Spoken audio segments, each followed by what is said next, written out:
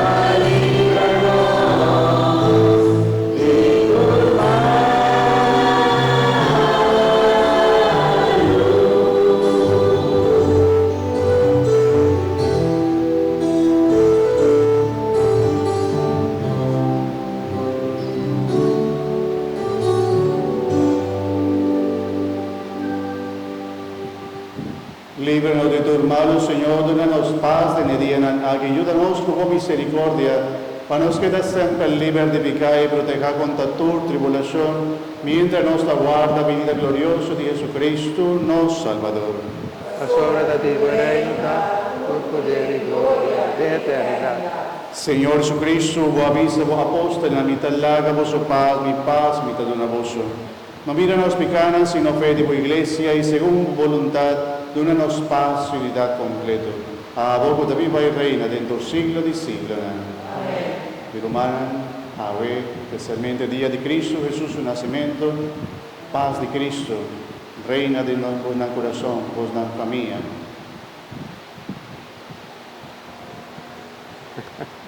Como hermana de Cristo. Como hermanas en Cristo Jesús, háganos desea otro paz.